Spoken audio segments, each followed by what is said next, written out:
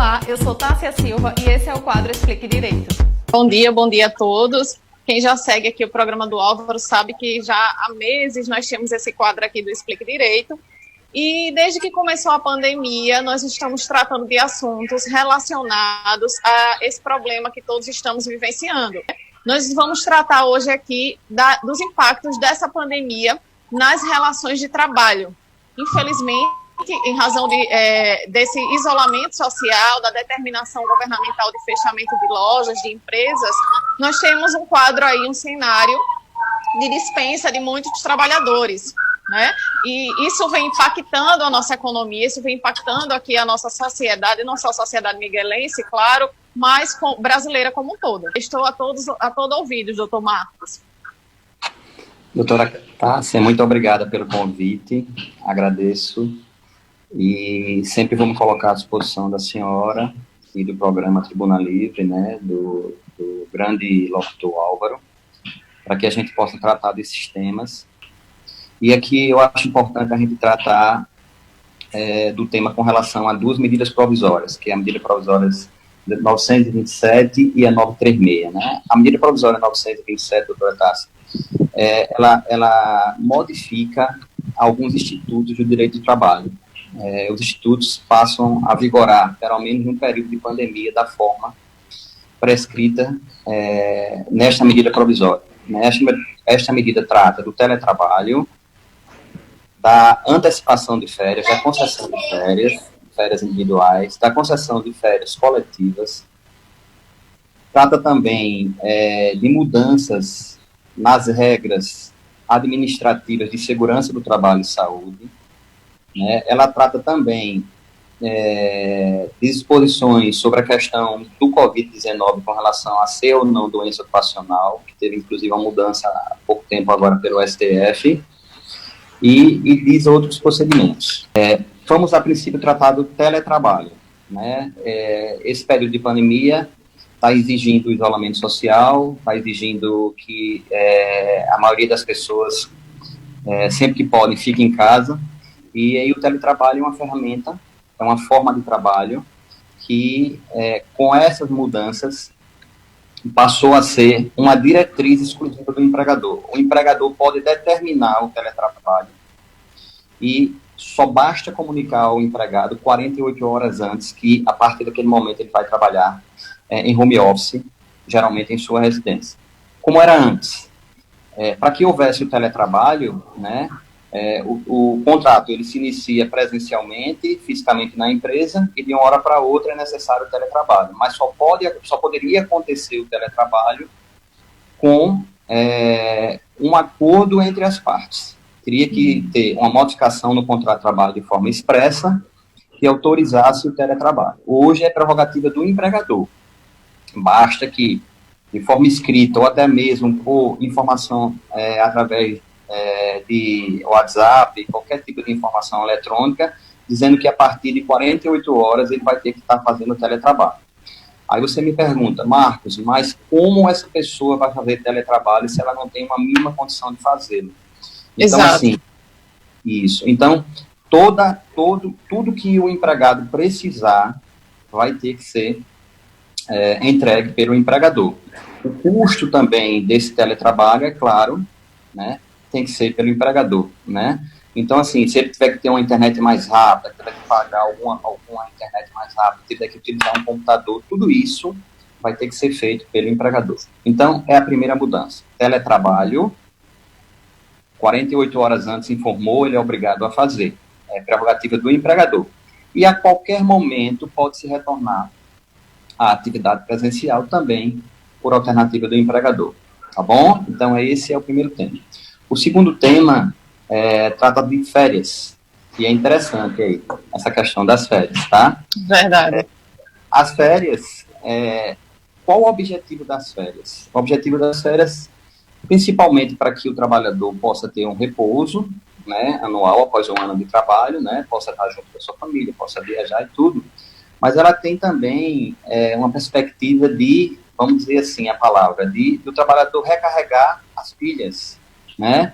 Ele tem que descansar, e aí para evitar, inclusive, problemas de saúde, evitar risco de acidente de trabalho, né? Então, esse é o objetivo das férias. Mas aí, essa medida provisória criou uma situação interessante.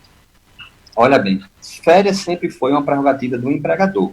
O empregado, anteriormente, passava um ano trabalhando, né, que chama-se período para adquirir... Aquisitivo, né? A palavra era essa, parabéns, doutor. Período aquisitivo. E depois do período aquisitivo, o empregador tem 12 meses para conceder essas férias. Claro que se ele for conceder depois é outra situação, e aí dobram, tem multas e tudo mais.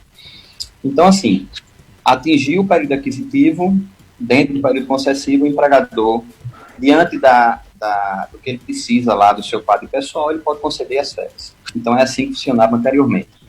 E o empregador tem 30 dias, eu estou falando aqui antes da pandemia, antes da MP, tem 30 dias para informar o empregado que ele vai entrar de férias. E tanto a remuneração de férias como o texto condicional teria que ser quitado também antes do início das férias, até porque é interessante que seja para que ele possa usufruir das férias. Ele tem 40 Organizar horas. Uma viagem, né, Claro, com a família. Com certeza. Certo. Isso. Então, o empregador tem 48 horas para quitar, e não quitando isso aí tem outras penalidades, que aí é uma conversa mais longa nesse sentido. Mas só para a gente passar como é. O que está acontecendo hoje? Está vigindo hoje, né? A medida provisória está vigindo. O empregador pode determinar, né, é uma prerrogativa dele ainda, continua sendo, e agora sim, que o empregado entre de férias com a informação de apenas 48 horas antes. Informou a ele, de forma escrita, ou através de algum aplicativo de tecnologia, que ele está de férias a partir de 48 horas. Concedeu as férias. Aí você me pergunta, ele estava com o período aquisitivo completo, tudo bem, concedeu normal. Mas sabe o que pode acontecer agora? Mesmo sem o período aquisitivo completo.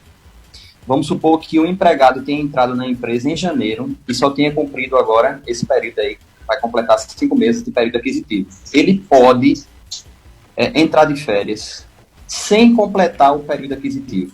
O período aquisitivo seria do ano de 1920 a 1991, que seria concedido lá depois de maio de 2021. Então, o empregador pode colocar o empregado de férias, mesmo, olha bem, com 3 meses, 4 meses, 5 meses de trabalho. E eu vejo que o Álvaro já surgiu dúvida agora. Pronto. Se ela tem alguma dúvida, pode perguntar. Não tem problema. Eu queria agora bem. Então, isso quer dizer que o empregador ele pode antecipar as férias, né?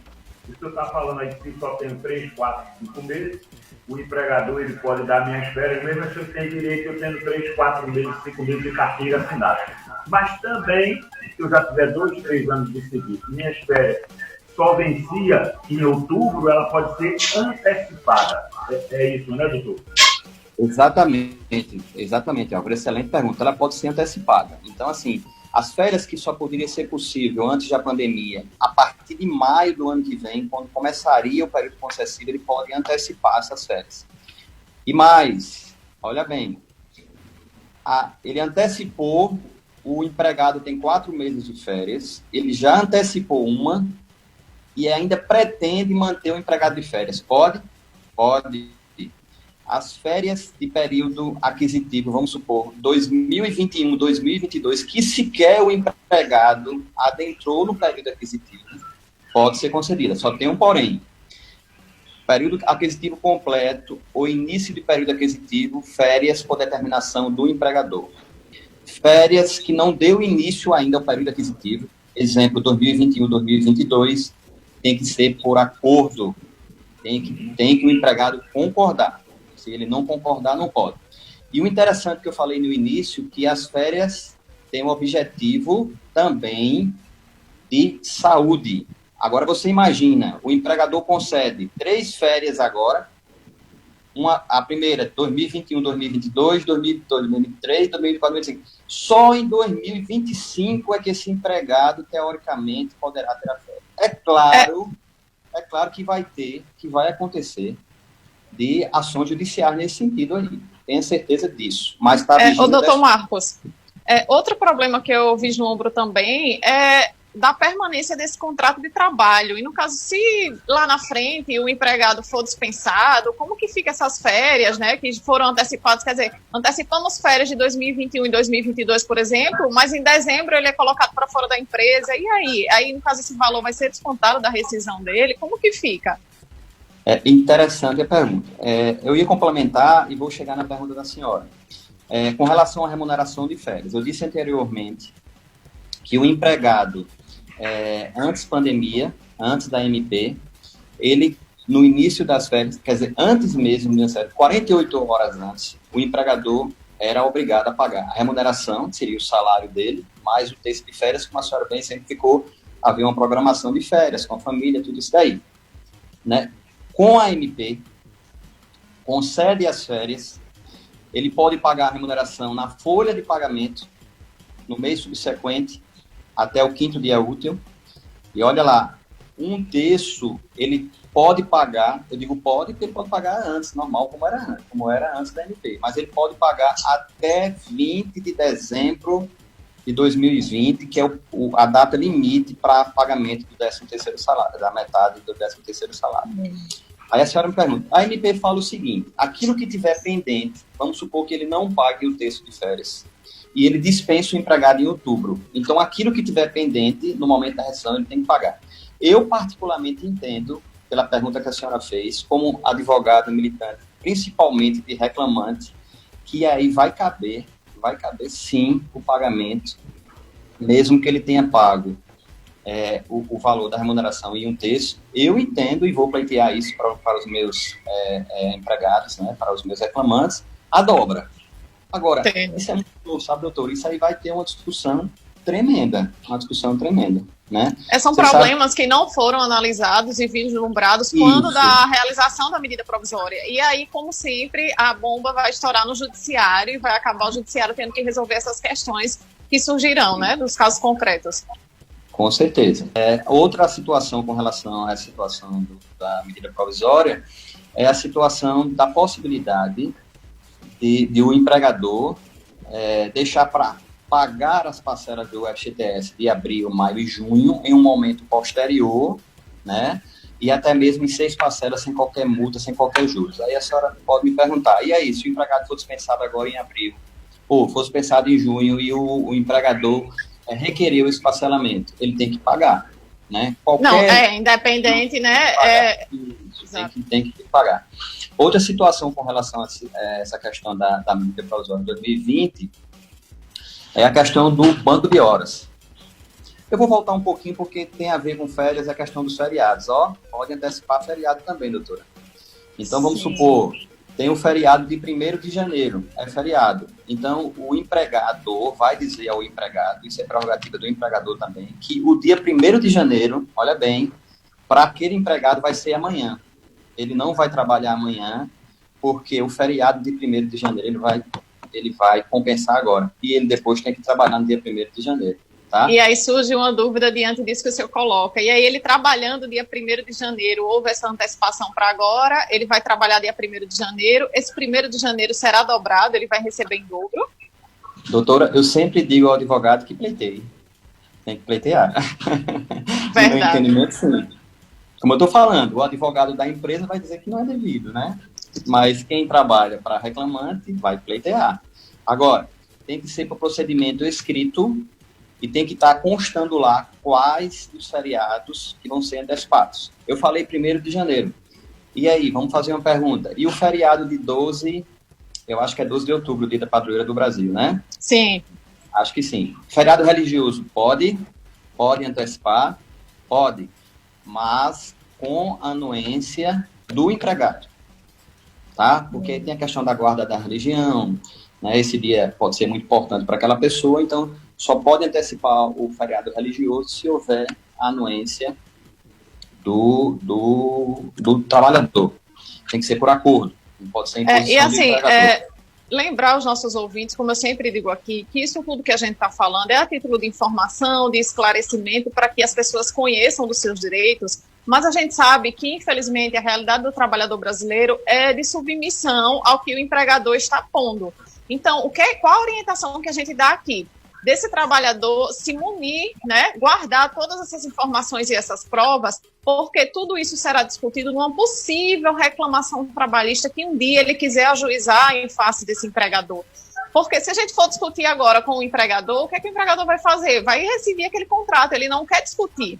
Infelizmente, a gente sabe que a realidade do trabalhador é essa, e aí o trabalhador acaba se submetendo àquilo que está ali sendo imposto pelo seu patrão, mas vai guardando essas provas, essas conversas que ele tem no WhatsApp com esse patrão, para uma possível reclamação no futuro, né? Porque o que a gente está passando agora é o que diz a medida provisória, é o que diz a lei, mas a gente sabe que a realidade, infelizmente, fica um pouco diferente disso, não é, doutor? O doutor trabalha com reclamante, o doutor sabe. Excelente. Eu me coloco à disposição sempre dos trabalhadores, independente dele ser reclamante meu ou futuro cliente. Eu entendo que quando você trabalha desta forma, você está tentando melhorar o país, melhorar o mundo, e eu acho que é obrigação de qualquer cidadão, principalmente de um advogado, né, que conhece das leis, que pode trabalhar em prol do menos favorecido. E assim, muitos entram em contato comigo, doutor, olha, eu queria que o senhor me respondesse aqui uma pergunta, alguém me indicou, o senhor pode, posso, e eu digo sempre, isso que a senhora colocou é muito importante. É difícil você lembrar de uma situação que aconteceu há 1 ano atrás, 2 anos atrás, para que você traga isso para o processo agora. Então, faça, como a senhora falou, garimpe provas, tire fotos, né? Conversas de WhatsApp, faça anotações do que está ocorrendo. Isso é muito importante para subsidiar o advogado no momento que ele vai entrar com a ação.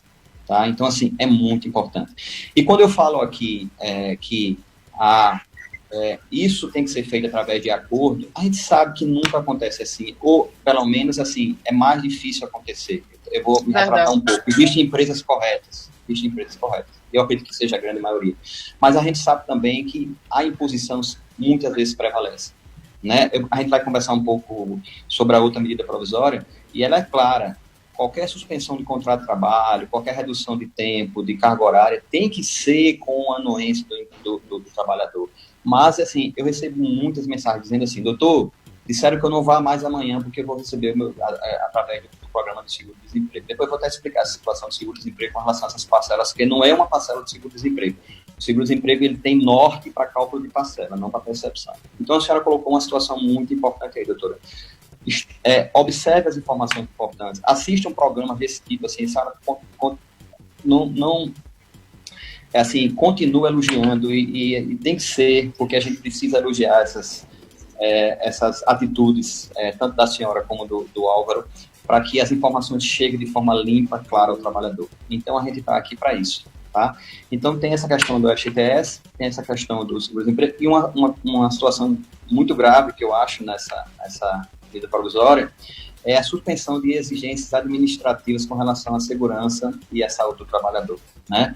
Essa medida provisória, ela abre precedente para que autoriza o empregador a não realizar uma série de exames que seriam periódicos, né? Está autorizado o exame admissional e o demissional, se o admissional não foi feito em tempo posterior a 6 meses, tá? Então, assim, hoje está autorizado o trabalho insalubre, fazendo hora extra, você expõe mais o trabalhador a um ambiente insalubre, muito prejudicial.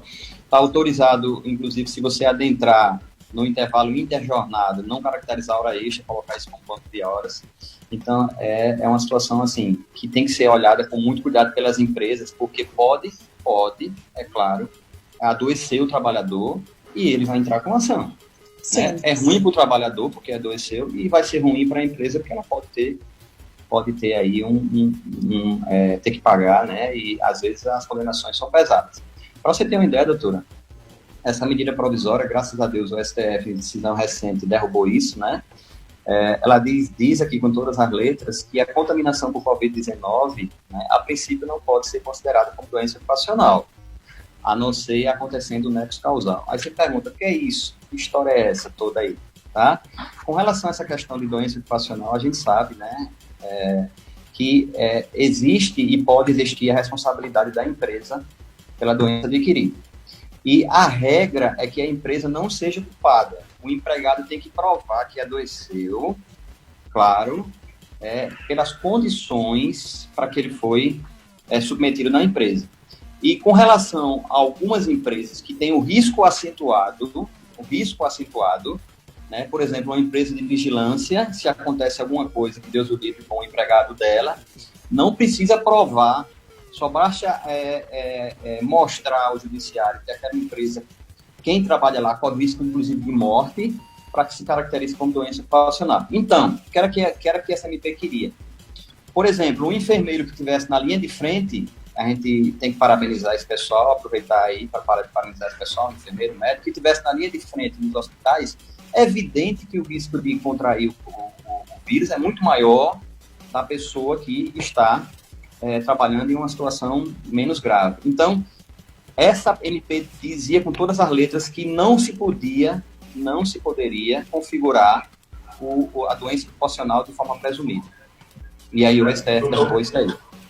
Então, eu fiz uma pergunta no nosso intervalo, que era essa eu vou chamar vantagem, não sei se o nome correto seria esse, eu não sou técnico na área, mas essas vantagens que os empregadores estão tendo, eles têm a obrigação de manter esse funcionário por um período, isso garante que esse funcionário não pode ser demitido, já que ele está tendo que ceder tanta coisa?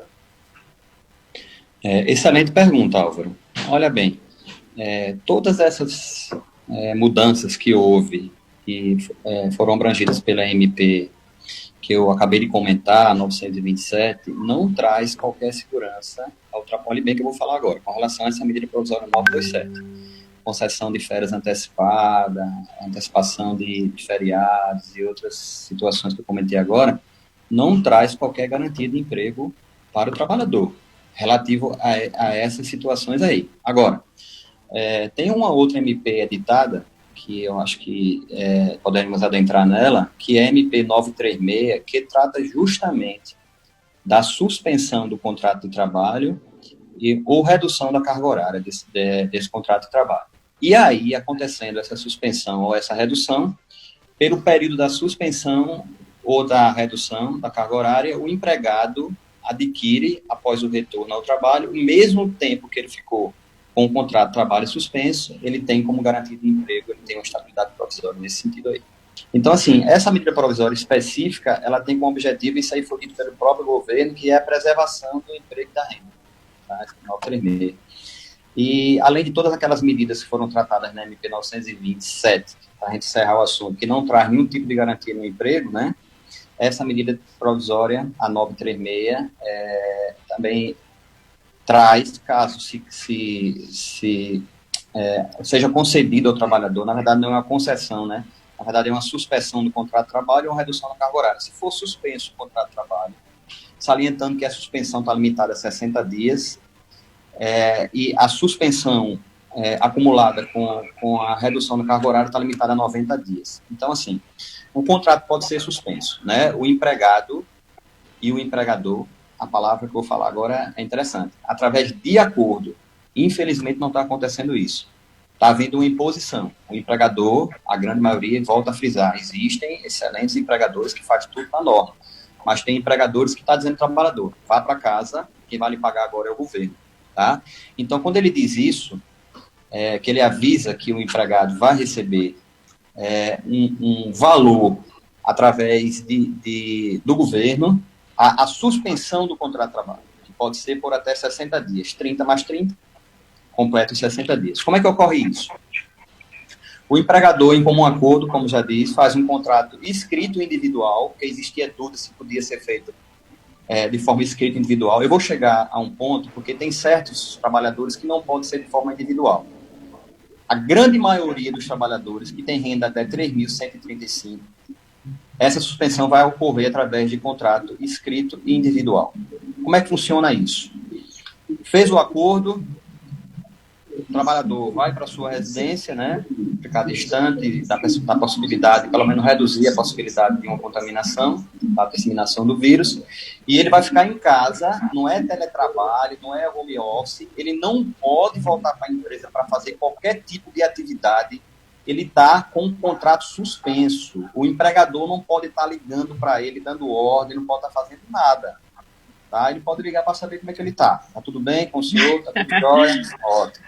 Então, está suspenso o contrato. Suspendeu o contrato, o empregador vai informar no site do Ministério da Economia que houve esse contrato. Ele tem, muito importante isso, ele tem um prazo de 10 dias para informar. Claro que pode informar depois, mas se informar depois vai ter problema. Então, suspendeu hoje o contrato. Vamos fazer aqui uma conta. Levando em consideração que a suspensão aconteceu dia 1º de maio. Né? O empregado foi para casa, suspendeu por 30 dias, ele vai informar dentro de 10 dias.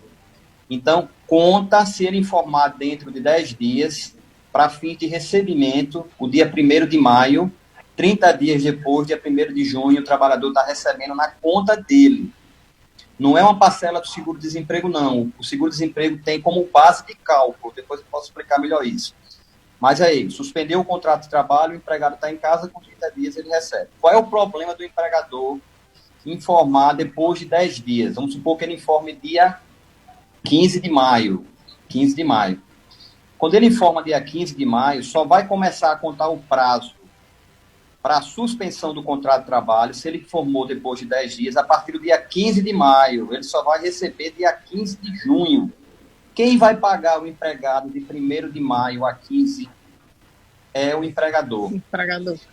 É o empregador. E além de pagar o salário, vai ter que pagar as combinações legais, né? FGTS, a situação toda. Então, suspendeu o contrato de trabalho, o empregado está em casa, ele não pode trabalhar, depois ele pode retornar para a empresa. Pode suspender de novo, pode mais 30. Pode complementar os 90 dias com a redução da carga horária, mas a suspensão só é de 60 dias. Agora, a redução da carga horária funciona assim: o empregado trabalha 8 horas por dia, e aí o empregador pode chamá-lo e dizer, devido à queda de movimento, você só vai trabalhar agora aqui 4 horas. Então, pode haver uma redução de carga horária. A medida provisória fala em 25, 50 e 70.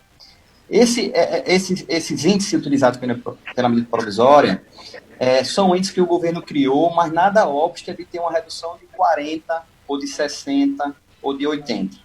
Agora, o governo só vai arcar com 25, com 50 ou com 70. Como é que funciona isso? Vai explicar melhor.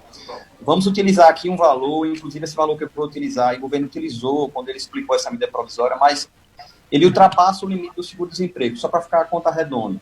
Vamos supor que o empregado ele receba R$2.000.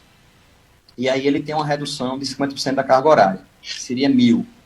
O empregador paga 1.000 e o governo paga 1.000.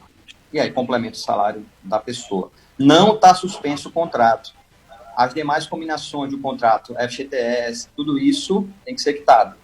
Uma situação importante aqui: suspender o contrato de trabalho, ele vai receber através do governo, mas ele tinha uma ajuda de custo para alimentação, uma ajuda de custo para aluguel. Todos esses salários in naturas, assim, se considerar esse termo, pode e deve ser pago pelo empregador para complementar o valor que vai ser pago pelo governo, tá? Existe uma diferenciação para quem ganha mais de 3.135, limitada a 12 mil e alguma coisa, não pode ser feito por contrato individual. Por que isso? Esse pessoal que está nessa faixa de acima de 3 mínimos, quando suspende o contrato de trabalho, é um prejuízo imenso, porque eles tomam como base o cálculo do seguro-desemprego. O seguro-desemprego, ele tem o valor inicial de um salário mínimo e a parcela máxima de R$1.800 e alguma coisa. Então, uma pessoa que ganha 5 mil, se suspender o contrato de trabalho dele, ele vai passar a receber 1.800. Pessoa que ganha 7 mil, se suspender o contrato dele, ele vai passar a ganhar 1.800. Então, tem que nesse pessoal que está com a faixa salarial entre 3.135 e 12 mil reais e alguma coisinha, tem que haver a anuência do sindicato da categoria, tá? E quem ganha mais de 12 mil reais, por ser considerado hipersuficiente pela CLT, e de forma acumulativa ele também tem que ter nível superior, ele pode fazer o contrato de forma individual. Só que imagina, ele vai passar de ganhar 12 mil e pouco, 13 mil, para ganhar 1.800 reais.